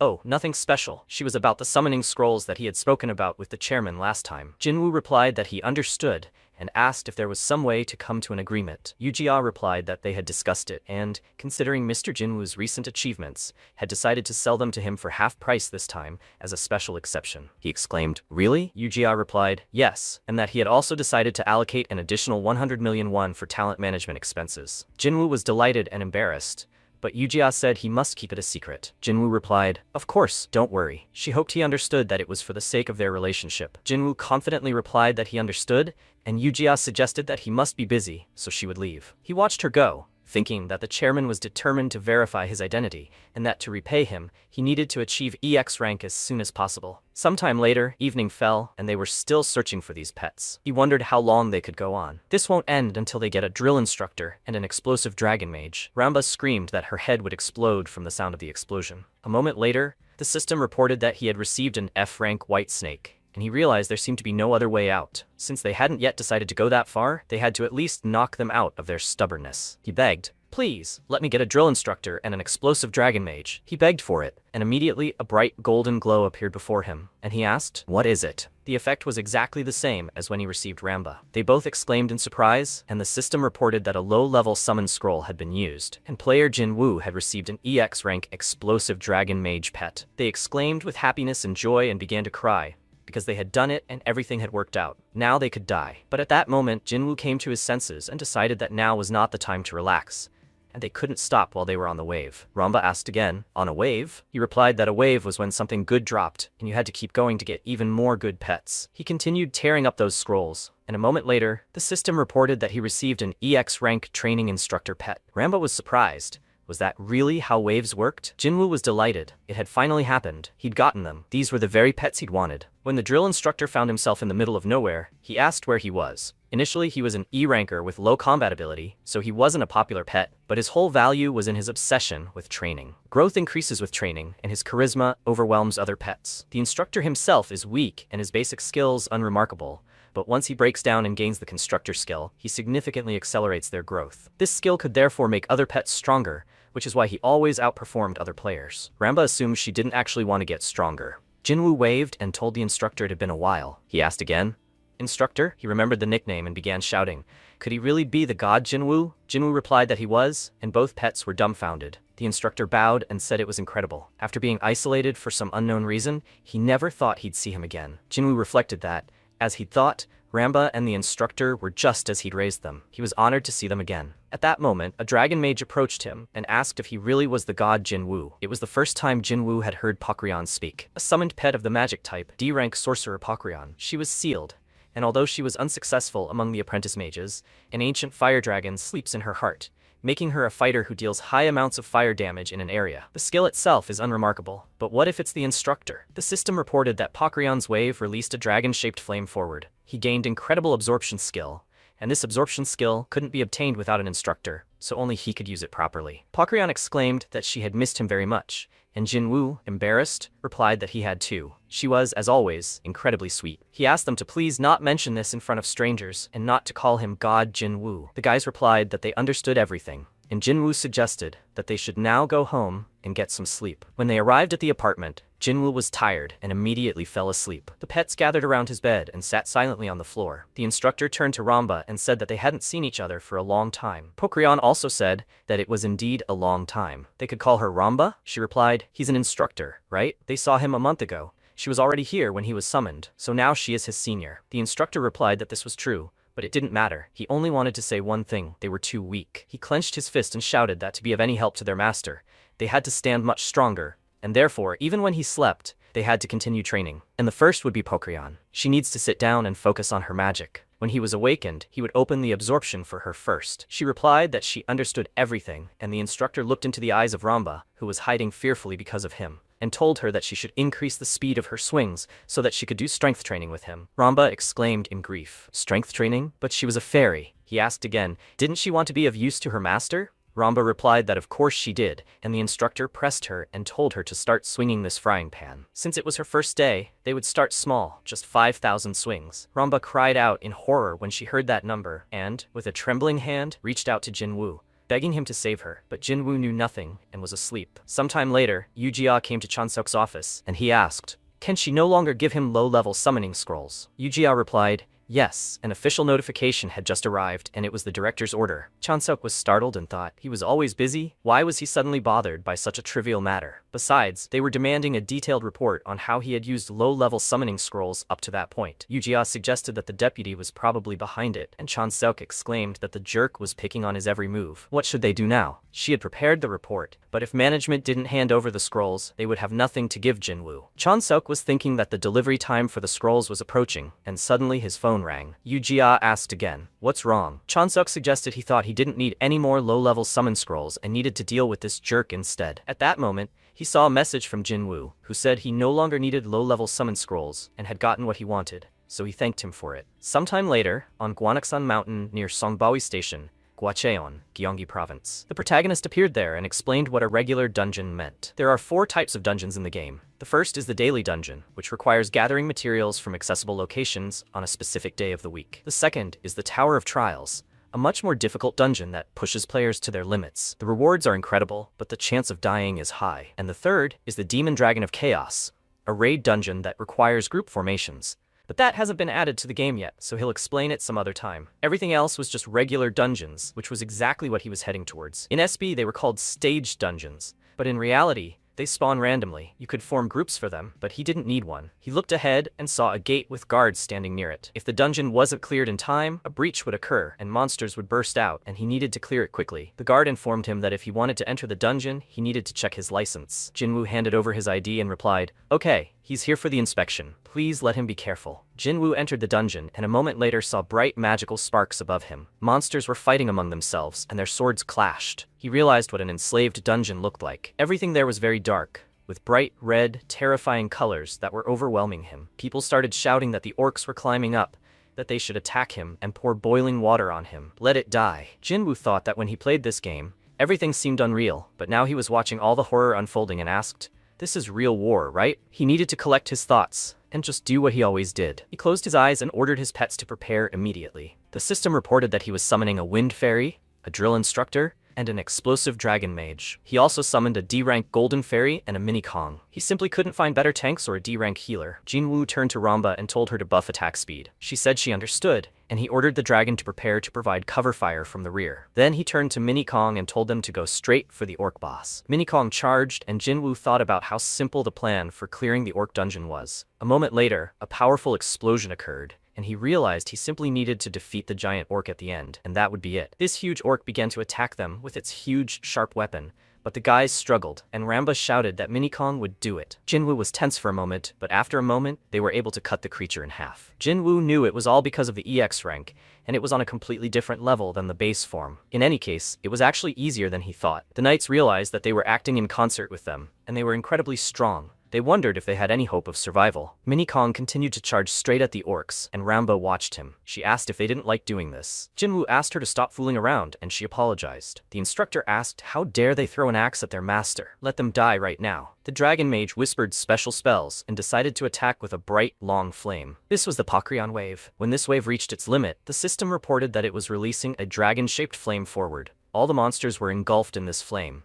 And at that moment, the instructor abruptly cut off the last monster, who fell to the ground, and the system reported that they had cleared the dungeons. Ramba exclaimed with joy, as did Pokrion, who was surprised by how easily the trials had been completed. The system reported that the explosive dragon mage's level had been increased to 5, and the explosive dragon mage's intelligence had been increased by 2. The drill instructor's level had been increased to 5, and the critical strike chance for drill had been increased by 1%. A reward had also been received, a medium summon scroll. Jinwoo realized that this medium summon scroll cost 500,000 won. Just think, he'd earned 500,000 won in just 2 minutes. He urgently needed to find the next dungeons, since he could level up his pets and earn money at the same time. It was time for him to turn his life into an endless grind. Sometime later, Chansuk sat in the office, groaning with sadness. Yujia approached and asked, Seriously, where did he get the confidence to make such bets? He said in a trembling voice. That jerk started it himself. He asked them to calm down, the people sitting next to him at the table, and one of the office staff said he was only giving advice because he felt Mr. Chairman was wasting the budget. How dare he even call himself a talent development team if he can't produce a single worthy rookie? Chan-seok started to get angry and shake with rage, and at that moment, the guy mentioned that not a single talent they had mentored, Mr. Chairman,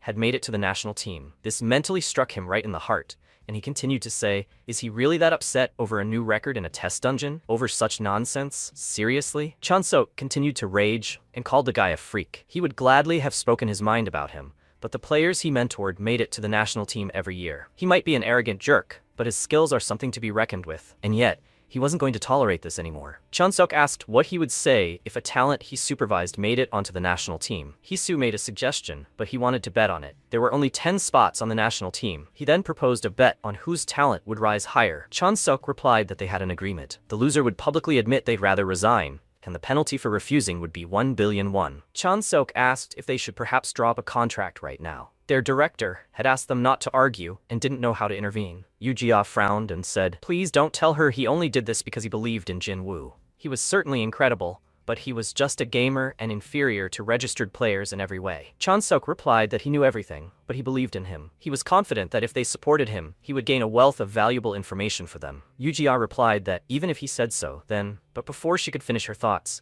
Byung-jin suddenly burst into their office and shouted, Mr. Chairman. Chan-seok stood up from the table and asked what happened. Byung-jin replied that he had asked him to check on a player who had recently been single-handedly defending dozens of D-rank dungeons, right? So it was Jin-woo. Chan-seok exclaimed, what? Yoo-ja asked again. A player who registered just a month ago clears a D-rank dungeon in less than 5 minutes? Chan-seok asked with a smile. Well, she sees that? He said so. He said Jin-woo was simply amazing, so he knew he could trust him. He knew it. His eyes hadn't deceived him. When Jin-woo got home, he checked his phone and saw 26 million won in his account. He had earned a whopping 16 million won today. For 4 days, he'd been frantically clearing the 160th D-rank dungeon, and he'd earned all this money from selling every medium summon scroll he'd received. His blood, sweat, and tears had been poured into this, and his time had finally come. Now he needed to split it all up. This account was for daily expenses, and later he'd create a family account and this savings account, setting aside 10 million won a month for himself. He seemed to be in a dream when he thought about these numbers. And finally, the player account. He was going to spend all this money on his pets. Money is money, but the most important thing now was his value as a player. Everyone had already surpassed level 30 through dungeons, so it was time to collect runes and enhance them. And to do that, he needed to farm daily dungeons. To quickly clear them, he needed a main pet. I wondered if there was anything on the market. When he opened this page in his browser, he froze and asked,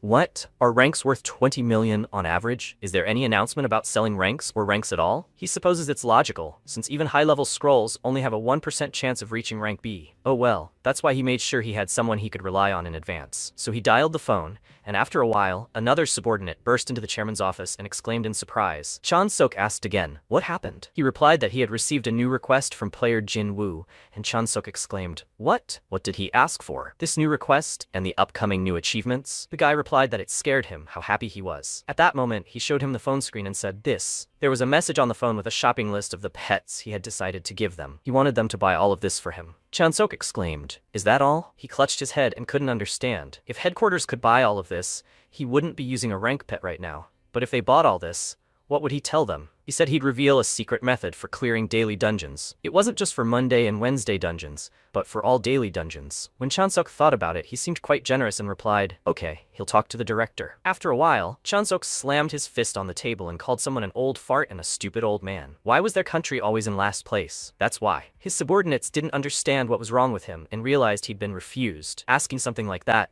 was just too much. Yoo-ja wondered if all the chairmen had that many casualties, and Byung-jin asked what the director had said. Chan-seok replied that he'd told him to bring proof or show a recording of his progress before asking. And how was he supposed to beat this without pets? Yoo-ja thought for a moment, and he realized that if his information was true, they would hit the jackpot. An absolute jackpot, and those idiots at headquarters didn't understand it. It was quite offensive, and Chan-seok was surprised by such words. Yoo-ja continued to say that selling such potential for just 1.2 billion, wasn't that offensive? Chan-seok asked what she meant. Yoo-ja addressed him as the chairman and asked if perhaps she could handle it for him. Byung-jin turned to look at her, stunned, and Chan-seok thought if he were to think that, she's from the family that owns the Daesum Group, the fourth granddaughter of the head of South Korea's leading conglomerate. She received an elite education, as befits the heiress of such a company, and in this direction, she could become a player. And the player she's most interested in lately is, of course, Jin Woo. He knows too much and is also brazen enough to have managed to strike a deal with the government. What if they created a management team specifically for him, investing in his development in exchange for profit? Their approach would be radically different from that of the managers. But she was sure, after all, it was no small sum.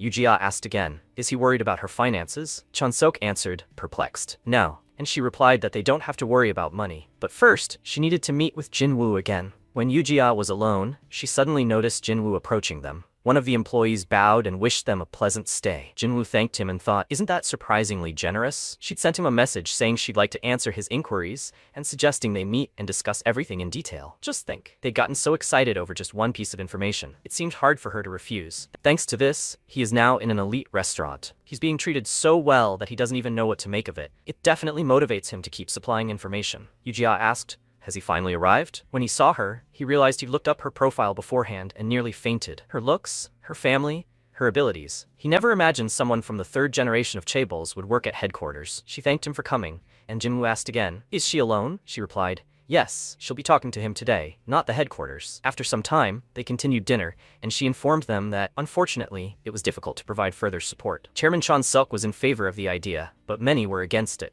Jin Woo replied that if headquarters was against it, there was nothing he could do about it. He understood that he himself could become number one.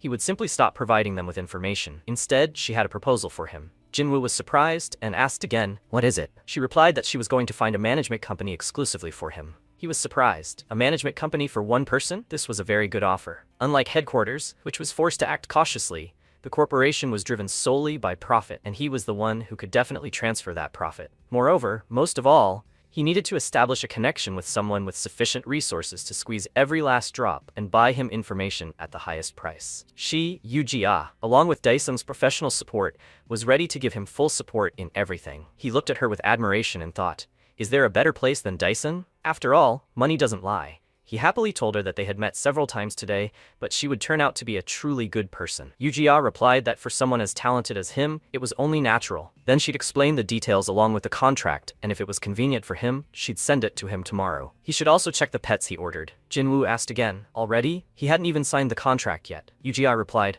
well, yes, they prepared them regardless of his signing, and he could consider it a gift. Jin Woo was overjoyed by these words. After a while, Jin-ah approached him and asked her brother, he's still here today, right? What was he even doing that he didn't even call? He even seems to have his own place. When she looked up, she saw Yuji-ah in ordinary casual clothes and thought she was incredibly beautiful, until she realized she seemed to have seen that face somewhere online. When she remembered that it was that same Yuji-ah, she exclaimed in surprise. Meanwhile, Jin-woo was training in the arena with his pets and the instructor was shouting at them, more. They'll only get stronger if they give it their all. Jin Woo replied that he'd do one more attempt. Ramba collapsed, exhausted, muttering that she had no strength left. The instructor whispered, silence, someone was coming. Conversation was forbidden, and Pokryon, along with Ramba, also fell silent. When Yujia approached them, Jin Woo was glad she'd come, and she replied, yes, he's been training since early morning. He replied, yes, it's just a light warm-up. His pets were here too. What a great team he has. Some of them she was seeing for the first time. Jin Woo laughed and replied that this was his main squad. Let them go and finish training, because he would formally introduce them later. Yujia replied that she would give him a gift first. The system indicated that Yujia was offering him a trade. He should carefully review the player's offer. SB supports player-to-player trading like other games.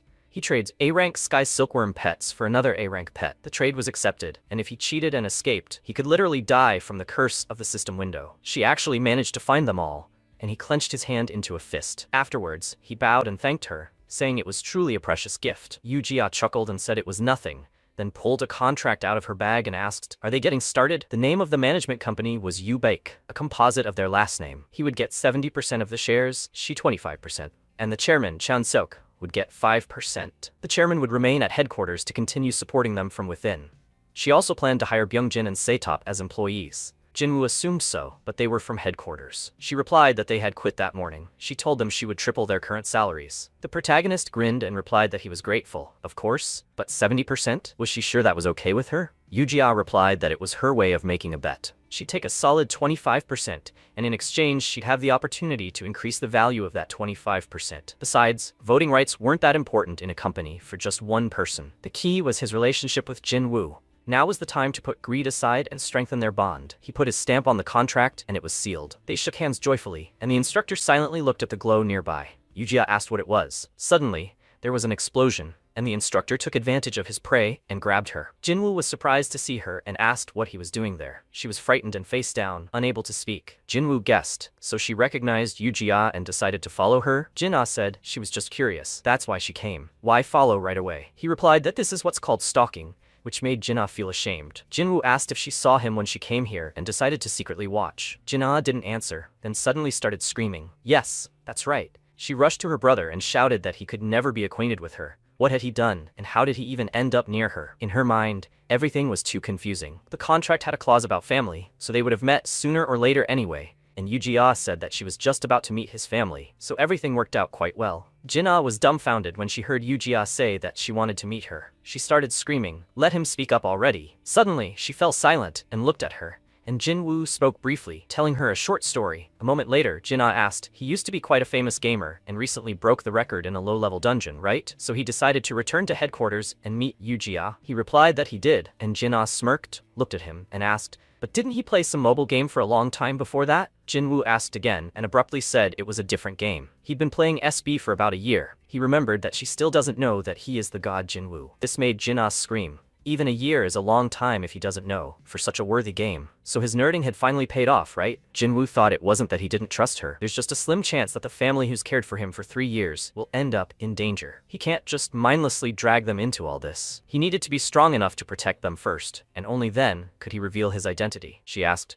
why was he only telling her now? Jinwoo replied that he'd been meaning to tell her everything. He'd explain everything to his parents, so for now, she could keep it a secret. But she had her reasons. She replied, okay. And suddenly their eyes locked as the instructor spotted an elf in the bushes. Jinwoo said that if she was going to level up that dark elf, she should summon a wolf from him using them together. Without that, she wouldn't even get 10% of the efficiency. Jin-Ah asked, Shadow Wolf? Is there such a pet? Jinwoo replied that she most likely didn't know about it, and how could she even get to rank B? Suddenly, she saw notifications that they had everything except what she needed, and was dumbfounded. Then she turned to her brother and asked, is he offering to buy it? A shadow wolf costs 500 million. That would take 20 years. He told her to just wait, because he'd get it in a month. She burst into joy and screamed, can he get such an expensive pet? Has he become a player and is now going out of his way to seem cool? He should forget about it, because she'll save up and buy it herself. Jinwoo told her not to cry with happiness when she got it. After that, he waved his pet and said that the training was over, and she looked at him thoughtfully. Something was wrong. He seemed different. A week later, Jinwoo was at the gate. He asked Bingjin what this was. Yu-Jia replied that it was the equipment he would wear in the dungeons. Mr. Jinwoo, the company's main business is information. He asked again, information? They sell videos of the walkthroughs for a lot of money,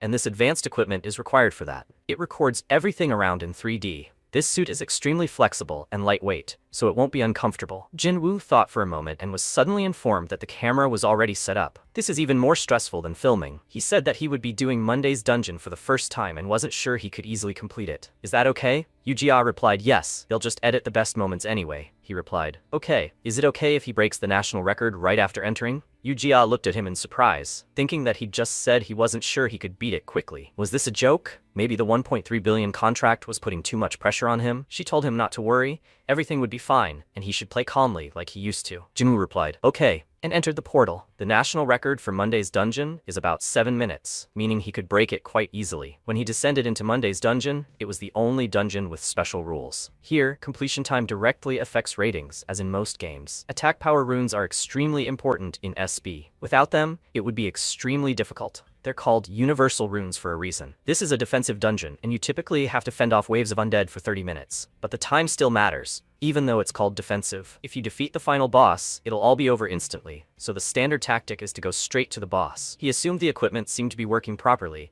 and the system suggested which squad he wanted to summon. The player could create up to 3 squads. He'd already set them up for daily dungeons. All his pets had gathered around him, and a golden fairy had also been summoned. He must hold off the evil Lich's legion of undead until they arrived at his feet. The remaining time was 30 minutes. As the clock ticked, terrifying skeletons rushed at him. A huge creature, one of the protagonist's pets, began to scatter them in all directions with just his bare hands. After it destroyed them, the golden fairy suggested they go straight to the boss. After some time, when they found the main creature, they approached, and Jinwoo said that first, they should climb the hill. As soon as he realized they were recording, he immediately bit his tongue. They got here in 2 minutes, even with the small mobs that followed them. A moment later, one of the skeleton skulls was destroyed by a gorilla, and it was thrown aside by the other skeletons. Jinwoo was surprised that Minikong and Hungyu were doing so well. He was so glad they were on his side, not against him. He looked at the boss himself and told the battle sheriff to get ready. The battle sheriff had a long range and excellent accuracy, but the damage was so pathetic that no one was using it. He asked if he'd really turned on auto battle for 32 hours and not even noticed. But low-level Monday dungeons are a real salvation, because the Lich doesn't have much health. He abruptly told him to stop and not shoot. The priestess should use Radiance and Blessing. Blessing had an effect. It removed the Dark Shield, a skill that grants immunity to ranged attacks. Now everything is fine, he told him to shoot. When the sheriff did this, the battle continued, and the instructor also fought for victory. He destroyed skeleton after skeleton with his sword, cleaving them in half. Minikong happily continued the fight and wasn't even wounded. The Golden Fairy assisted them throughout. After the sheriff had expended several bullets, Jinwoo realized his damage output was truly pathetic compared to the others, though his health was clearly slowly depleting. He tried to hit the skeletons with bullets, but they barely felt a thing. Usually, due to weak runes and low levels, this would take a long time, which is why everyone considers it useless and rarely uses it. However, at that moment, Minikong's health increased. The skeleton flew into the sky, and everyone noticed. Minikong also looked at the attacking skeleton, and Jinwoo smiled, realizing that this only affected regular players. At that moment, he didn't move, and the monster was destroyed by Instructor Hungyo's sword, which protected him. He could unlock its potential. If he chose the right runes and skills, even top-tier leches could vanish with a single bullet. A moment later, the boss began to fall to the ground and collapsed with a crash. The system announced that it had been defeated, and the dungeon had been completed, with a completion time of 4 minutes. All the guys rejoiced at this victory, as they had broken the South Korean record and earned a special achievement. Yu-Jia couldn't believe he'd actually beat Monday's dungeon record. It was somehow strange. It had only been a week since she'd given him these pets, and even if he hadn't broken the record, she would still have supported him. Byung-jin replied that he knew, but Jinwoo was seriously planning to break his own records in daily dungeons. Yu-Jia asked, "What?" He replied that he was saying that it was certainly cool that he'd broken the Tuesday dungeon record, but he still hadn't explained how he planned to beat the others. There were plenty of experienced players in Korea over the course of a year, but what if he was just bluffing? Yu-Jia asked, "Is that what he's worried about?" Byung-jin lowered his gaze, and Yu-Jia said she'd started this business with her own money, and even if what she feared happened, she'd make sure it didn't affect their careers. Their salaries wouldn't change either. The guys looked at her like she was a goddess, hugging each other and saying it was truly a dream job, and he'd dedicate his entire life to this place. It was all because she could afford it, and besides, Jinwoo was clearly hiding something. She recalled his expression when he just entered this portal. He acted like dungeons were a piece of cake for him. A moment later, the record was broken, and they exclaimed, "What record?" Monday's dungeons, 4 minutes and 12 seconds. That's 3 minutes faster than the previous record. Who was he? Everyone knew who Jinwoo was, and it was crazy. Everyone was amazed at what was happening, and that the record had been broken on the first try. Yu-Jia's hands began to shake, and she realized that this business would definitely be successful. She clenched her fist with pride and realized that if everything went as planned, she would hit the jackpot even bigger. MC looked around and thought he needed to do something before leaving. He pressed the button on his jacket and thought, well, he'll start. Time to farm. The system window asked, does he want to start auto battle with this team? SB has the option to enable auto battle after the first daily dungeon run. In other words, his pets farm everything themselves, and he gets a ton of loot. MC pressed the button on the system window, and it informed him that he had summoned a wind fairy. Jinwoo folded his arms and said, Rumba, she's in charge of farming Monday's dungeon. Rumba asked again. Instead of the instructor, MC smiled and replied, the instructor should train the others. What? She wants to train too? Memories flashed before Rumba's eyes. She tearfully asked him to let her farm. Please, let him just let her farm. Jinwoo replied, of course. He thought, okay, he'll clear the rest of the daily dungeons at the same time, and then he'll turn on auto battle to collect the rewards and train the rest of the pets. A perfectly efficient scheme. Not a second will be wasted. MC smiled and, entering the teleporter, said, he's counting on her. Ramba! She waved after him and said, yes, let him leave it to her. Jinwoo entered the portal, and people appeared in front of him. Assistant Jia began to bow and say welcome. Byung-jin said he knew he could be counted on. MC handed him his jacket and said, yes, all the videos are saved here. They don't need anything else, right? Jia replied, of course not. Byung-jin cried out happily, thank him very much. Jia said she would make sure this video doesn't leak anywhere, so he doesn't have to worry about the news. MC said he didn't mind if news of the record spread this time. Jia asked in surprise, what? MC replied, he needs her to take care of his family's safety. He thought, gangs are still active in Korea, and he's incredibly valuable to Ubake, so they're obligated to provide much stricter security. Jia nodded and said, I understand. She'll protect them, even if it means using Daesung's powers. After a while, the system window reported, the dungeon is cleared. The completion time was 3 minutes. MC looked at this and thought he'd only done this using Komodo because he was recording it. And yet, his result could easily take a place in the world rankings. If he gives the spotted Komodo runes for movement speed and unlocks the full potential of the Wind Falcon to enhance its speed, then breaking the record will be a piece of cake. This concludes the recording of Tuesday's dungeon. Wednesday's dungeon. Wednesday's dungeon, where protection runes are obtained, has one special feature. Namely, it's incredibly cold here and that's why his movement speed is greatly reduced. MC opened the system window and said he's about to freeze to death. The system window reported that he summoned Ice Cat and Wind Falcon. He summoned Titan Golem and Horned Fairy. He summoned Explosive Dragon Mage. Jinwoo thought you can't do without pets with cold resistance here, and the best one among them is Ice Cat. He looked around and said, yes. He saw the running monsters and with a smirk on his face said, Titan Golem. He thought, it will strengthen the golem's shield. MC waved his hand and said, Wind Falcon. He thought, and with the speed boost from the Wind Falcon, he could quickly get through everything.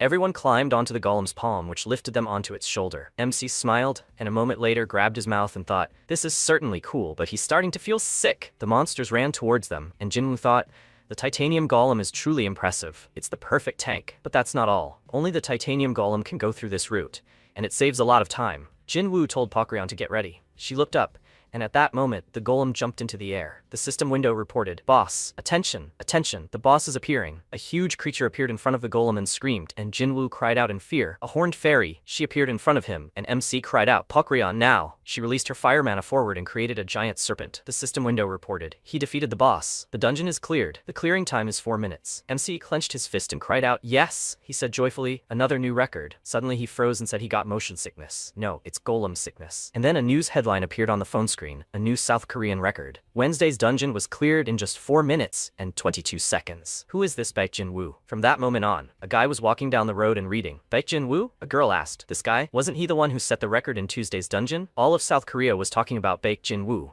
Newspaper headlines appeared with captions. Who is Baek Jin-woo? The girl asked. Baek Jin-woo? Who the hell is that? The guy asked again. She doesn't remember. He's the guy they wrote about on the forum when he broke Kang Kyung-ho's record. The girl answered. Exactly. Another guy asked. Did he break the record again? The guy answered. Yes. And is this Kang Kyung-ho's record again? He doesn't really look like a player. The headlines kept coming. It's incredible, something like this has never happened before. All eyes in the world are on the player Baek Jin-woo. The man sat in a chair and spoke thoughtfully. Baek Jin-woo. The guy asked, wasn't this the one Chairman Park Chan-suk was talking about? The one who promised information in exchange for the summoning scrolls. The man looked at him and asked, the one Chairman Im Hee-soo objected to. The guy replied, yes, that's right. Then he said that he wouldn't give money until he got the information first. The man leaned back in his chair and said, but it looks like that information was true. It looks like it. He exhaled and thought, then what Chairman Im Hee-soo said seemed right. But in politics, only the result matters. If they had supported Baek Jin-woo back then, now they would have received not only public recognition, but also many more votes. It looks like Im Hee-soo has really lost his grip to reject the luck that was coming into his hands. He said, okay, secretary. The guy replied, yes, sir. The old man told him to try to contact that player, Baek Jin-woo again. The guy asked again, what, directly from him? The old man replied, yes, they thought he was just a dud. But that's clearly not the case. They need to get him at all costs. Monday and Wednesday dungeons drop runes. Tuesday's dungeon, reforging potions, and Thursday's dungeon, skill books. Although these books don't have unique pet skills or hidden skills that can only be obtained with the help of a trainer, they do drop other useful skills, so they're worth clearing. Plus, this means you don't have to clear Sunday's dungeon. Both Sunday and Thursday's dungeons drop skill books, but Thursday's dungeon is much easier. Thanks to this, you don't have to grind endlessly, so they decided to rest on Sundays. So why is Thursday's dungeon considered easy? Because a boss appears right when you enter. They call it a boss rush. This boss has incredibly high defense, so you need to use a rank B White Wolf with a defense-reducing skill. Although, MC opened the system window and summoned pets. You can just kill the monster, of course, if the DPS allows it. Jin-woo thought about it. You can't even put a video like that up for sale. He'll literally steamroll the monsters with his pumped-up pets. He'll just stick to the standard tactic, cut down its defense with the White Wolf, and then finish it off with burst damage. It's a good old standard tactic. It's not like he doesn't have tips on how to beat the record. MC reached into the golem's palm and said, Titan. He figured he just needed to hit the golem's weak spot, its head. That's why he uses the titanium golem. Jin-woo waved his hand and said, Dragon Mage, instructor, have them aim for the head. The golems began fighting each other, and Hungyo swung his sword and attacked the creature. Pokryon swung her staff and created a stream of fire, creating a fiery creature. She killed the golem and landed on her ally's shoulder. The system window reported he'd defeated the boss. Dungeon cleared. Completion time, 5 minutes and 10 seconds. MC clenched his fist joyfully and said he'd beaten the Korean record by a whole minute. He looked down at Hungyo and thought, The instructor is definitely overkill, but he still isn't going to use it to farm the final dungeon. After all, one well-leveled dragon mage is enough there. With her help, even top-tier dungeons can be cleared in seconds. He happily patted Pakrion on the head and thought, taking into account the entrance and exit, he thinks the clearing took about 10 seconds. Hongyo looked up, and Jinwoo said, okay, they'll clear it again. He exited the portal when suddenly a guy approached him and asked for forgiveness. Was he, by any chance, a player named Baek Jinwoo? MC replied, yes, it was him. The guy smiled and handed him a business card. They said they came from headquarters on the director's orders. Jinwoo took it and said, okay. Did something happen? He thought for a moment, thinking the matter with headquarters was closed. The guy said they considered his previous proposal, and since he showed such results, they are ready to consider it. Jinwoo interrupted him and said, that proposal. Let them forget it. The guys stared at him in surprise, and the MC thought, results? Considered? He imagined two choices. Trust the angel Jia or trust the headquarters. Jinwoo got angry and thought, this is all just a pretty wrapper. They are the complete opposite of Yu Jia. He said, actually, he is already collaborating with one company. If they want to say something, let them go through Yu Jia from Yu Baek. He walked past the guys and said, well, goodbye. The guy turned around and asked, Yu Baek? Senior, who is Yu Baek? And Yu Jia, is that the one from Daesun? The guy replied, they will figure it out as soon as they get back. He has a feeling like they missed something very important. Jinwoo imagined headquarters texting him with declarations of love, and he was logging out of the chat. He stopped, looked around and said, I think that's enough. The sweating sickness dungeon was different from the others. While in other dungeons, you could simply summon pets and order them to kill monsters, here you had to run through the dungeon yourself to complete it. He opened the system window and thought, it's time for him to start training too. The system window informed him that he had summoned a sky wyvern. Jinwoo thought the shield would prevent him from dying from the fall,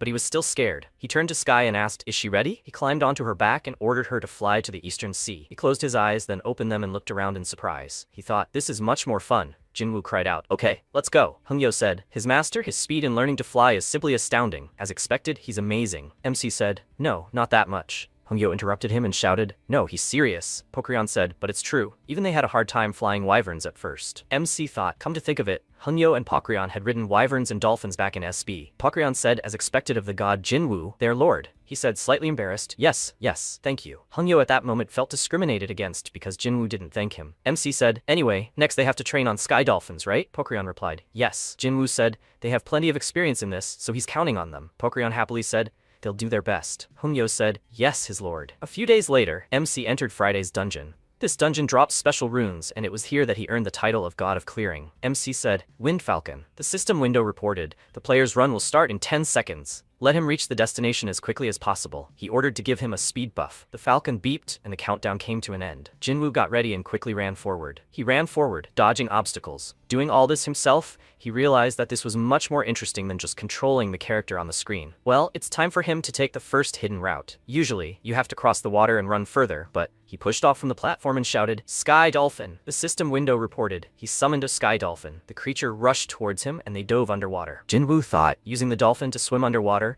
he can avoid all the obstacles above. They jumped out of the water and MC shouted, Sky Wyvern! He thought, now it's time for him to fly. All that's left is to fly over the last obstacle. He quickly flew to the finish line and shouted, they did it. The system window reported, he reached the finish line. The system window congratulates him. He broke the Korean record. A special achievement has been earned. After clearing Friday's dungeon, Jinwoo went to Saturday's dungeon. The system window reported, all the monsters were destroyed. The dungeon is cleared. The clearing time is 3 minutes and 40 seconds. Afterwards, Sunday's dungeon was also cleared in an instant. The system window reported, he defeated the absolute master. The dungeon is cleared. Ramba said it was hard. Hongyo replied, but their training paid off. MC helped Pokrion up and she said, great job. The system window congratulated him on this. He broke the South Korean national record. Jinwoo wiped the sweat from his brow and said, he finally caught up with the top players. He thought if he continued to farm dungeons, their clearing time would become even shorter. The clearing time was 14 minutes and 50 seconds. MC thought, he would farm once a day until he could start clearing medium dungeons. He would need to clear a high-level dungeon at least once, get the ruins and skills, and only then would he be able to even look at the Tower of Trials. MC looked away and thought, he wondered if 2 pets would be enough for him. By the way, if we don't count the high-level summon scrolls, what should he do with all these rewards? Sometime later in Yu Baek's office, Jia was sitting at her desk and looking at the news headlines on her phone. She thought, the whole world is going crazy about Baek Jinwoo. Well, that's not surprising. He broke all records in just a week. Jia turned to Mr. Kim Byung-jin. He peeked out from behind his computer and asked, "Yes, madam?" Jia asked, "How's the editing going?" Byungjin exhaled and clutched his head, saying, "He just finished this," but the assistant peeked out and asked, "Is something wrong?" Byungjin replied, "Not really. He just couldn't believe his eyes while editing the video. Do they want to take a look?" At Baek Jin-woo's request, he didn't include the Thursday and Sunday dungeons in the video. They started watching the video, and Jia began to carefully study every frame. She asked, "What the hell? This is nonsense." Byungjin said, "His strategy and the way he executes it is on a completely different level, like some kind of circus performance." Jia asked, "Is this even possible?" The assistant said, "You can't even see something like this in a movie." Byungjin said, "He thinks even if they sell it, there will only be a small number of players who can do it." Jia thought, "This just proves how incredible Baek Jin-woo is." She said, "First, you need to buy all the pets mentioned in the video before selling it." Byungjin said, "That's how it is. She wants to occupy the market early." Jia answered, "Exactly. They need to make the most of the information they received." Byungjin picked up the tablet and answered, he understood. He will buy as many as the budget allows. Jia said, "No, there's no need to pay attention to the budget and buy everyone. She will solve everything if finances become insufficient." Byungjin began to imagine different options, and Jia sat down at the table and began quickly typing something. She imagined the director shouting, "Dae-sung, you Jia?" He ordered the department head to be brought to him. The currencies knelt before her and said they guarantee that they will have the maximum limit possible. Yes, they are even ready to give her their watches. They asked to let them know if they need anything else. Jia smiled and thought, she sorted out the finances and bought all the pets. Now, it's time to sell the videos. She wrote, "Sold exclusively to players officially registered with the national headquarters of South Korea. The price of a video guide with Monday, Tuesday, Wednesday, Friday, and Saturday is 100 million won. A text guide with Thursday and Sunday is 10 million won. Sale of guides for completing all daily dungeons. A professional guide by Baek Jin-woo, a record holder from South Korea. A confidentiality agreement is required. This is transferred from player to player through the exchange system." Byungjin glanced at her computer screen and said, "Ma'am, if she allows it, do you really need to sell this at such a low price?" Jia smirked and replied, "These guides are just bait to sell pets. Besides, it contributes to the development of South Korean players." The assistant turned around and said, "Chairman, what price should we set for pets?" Jia told him to sell C-rank ones for 200 million and B-rank ones for 1 billion. The guy turned around in surprise and said, "That's 10 times the market price. Isn't that too expensive?" When the word spreads, the price of these particular pets will skyrocket. And since they have most of these pets, they will have to buy them at an inflated price. Jia thought, now it's time to get a reward for investing in Baek Jin-woo. She posted, and after a while, Byungjin asked, "The chairman, he's not sleeping, right?" Jia laughed, and a sales income report of 377 billion won appeared on the screen. Byungjin asked, "They haven't even started yet. What kind of nonsense is this?" The guys were thrown back by the shine of the money, and Jia thought, the pets she bought for Baek Jin-woo cost 1.5 billion won. To think that everything turned out exactly like this. She takes a deep breath to calm herself. She said, their business has finally taken off. They will start with small investments right now. First of all, they will buy a building. The guys bowed to her, and after a while, MC sat on a bench and looked at the amount in his account. He happily said that he had earned 54 million won in just a week by selling high-level summoning scrolls. Ramba happily said, "Just look at how many cream buns you can buy." Jin-woo clutched his phone to his chest and said, "The rewards from the dungeons are just amazing." Ramba asked, "Haven't EX rank pets dropped anymore?" MC asked again. Has Ramba forgotten? She looked at him questioningly, and Jin-woo remembered all the scary moments. He said that for 10,000 summon scrolls, nothing dropped. Ramba sighed, and he thought, besides, it's better to train the pets he has now than to try to get something worthwhile. And he also needs to sell all the junk he managed to farm. Maybe he should ask Yu-Jia for help? He looked at his phone screen and thought, right, Baek Jin-ah sells runes. Since items for sale will continue to drop, why not entrust it to Jin-ah? He quickly started typing a message and thought, this way he can share the profits with her. Besides, he heard that Jin-ah had paid part of his expenses while he was in the hospital. Jin-woo texted Jin-ah, asking her to meet up and telling her to come to the designated place whenever she could. He thought it was time for him to repay her. At that moment, the girls were talking to each other in the cafe. One of them laughed and said she heard her new boyfriend was a player. Is that true? The girl replied, yes. Has she seen his pets yet? What are they like? Maybe he has a B-rank pet? The girl replied she doesn't know, but he said he'll get one soon. The girl said in surprise, he'll probably give her a pet or a rune later. She's so jealous. Jin-ah exhaled and the girl asked, what happened? She didn't look well. Jin-ah looked at her with fear and replied, no, she just thought for a second. The girl said that if something was bothering her, she should just tell them. Yes, she would feel better if she talked it out. Jin-ah closed her eyes and said, girls. She thought she was very touched, but her brother, the very player everyone is talking about now. How should she tell them that he has already opened a company selling information? Well, yes, he probably has his reasons for hiding everything.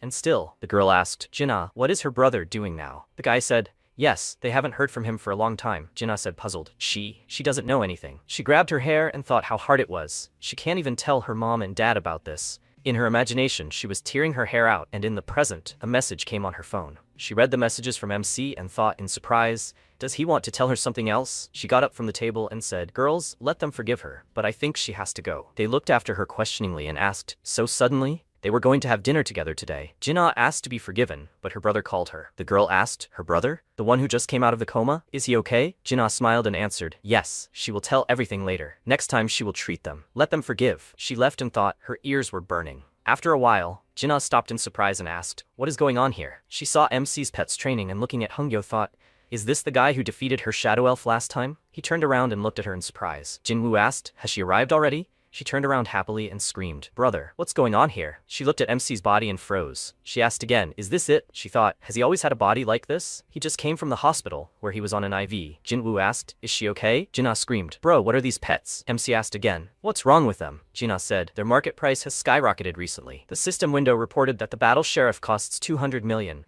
the priestess of radiance 200 million, and the celestial wyvern, wind falcon, and titan golem are each 1 billion. Jinna said they're really hard to get, and there aren't many left. She froze and thought, wait, where did he even get such rare pets? They say they were in that video Yubek sold. Yubek? She widened her eyes and said, no way. Bro, was it he who broke the daily dungeon records with these pets? MC folded his arms and said, yes. Jinna asked where he got them all, and why was he so calm? He asked, she remembers you Jia, right? Jinna screamed, Jia? Of course she remembers. MC replied she gave them to him. Jinna froze and then screamed loudly, gave them? They are terribly expensive. Don't they belong to the company? Jinwoo replied, yes. She said it was a gift. Anyway, she quickly came. Jinna asked, really? Why did he call her? Jinwoo asked, is she still selling runes? Jinna replied, yes, she just sold some yesterday. He opened the system window and asked, just to see if she could see. He dumped a huge pile of runes in front of Jinna and she screamed, what? What is all this? MC replied, these are rewards for completing dungeons. Does she want to take a look? Jinna took one stone and asked, this is a speed rune, right? But the stats are not that great. This cleavage rune has a crit chance.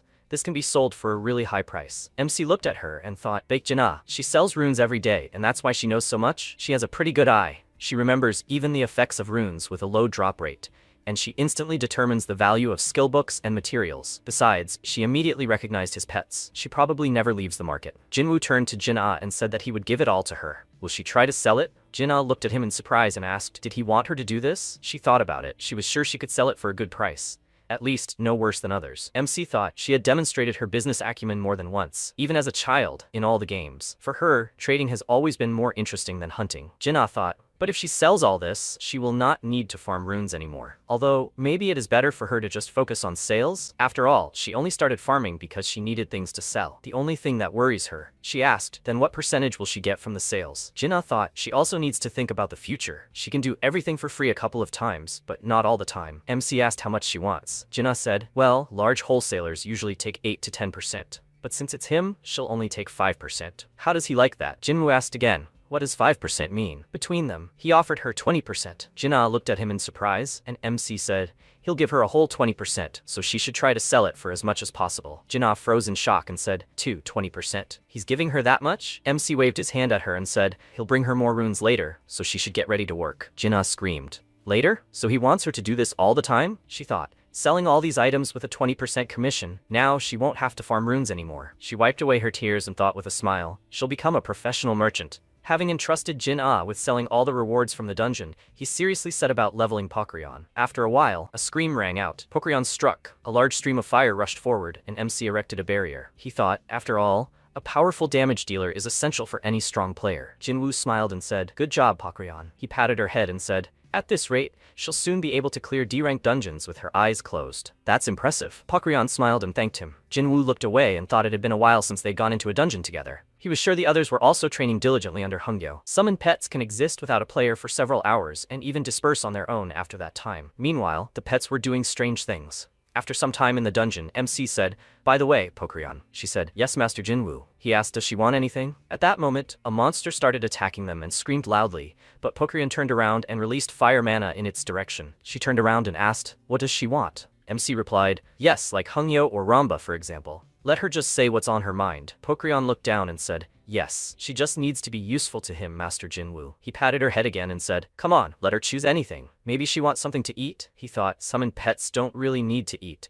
but he often shares food with those who look like humans. Since Ramba likes cream buns, it means they have good taste, so he can't eat treats alone in their presence. Jinwoo paused, wondering if she liked anything at all. Pokrion paused, and MC thought, she's so shy. Maybe she likes desserts? Pokrion said. Actually she does. MC looked at her happily and asked what it was. She replied, fried chicken and beer. Jinwoo asked puzzled. Fried chicken and beer? He replied, okay. In that case, Pokrion, what skill will she unlock next? Hongyo has already discovered this skill. The secret stage of the dragon art. Pokrion said, dragon art, connection, transformation, flame, destruction. MC asked, then what about a special day off when she masters this skill? Pokrion asked in surprise. Really? Jinwoo answered, yes. On that day, they will throw a party for everyone with fried chicken and beer. Did they agree? Pokrion happily said, she agrees. She will work hard for this day off. MC thought, is she more happier with the break than with the chicken? Well, never mind. The main thing is that she has motivation. After a while, Jia stood on the hill and watched the machinery work. Byungjin asked, Madam, how did she find such a place? Jia folded her arms across her chest and replied, she bought it from her grandfather. The U-Black headquarters will be built here. She pointed to the side and said,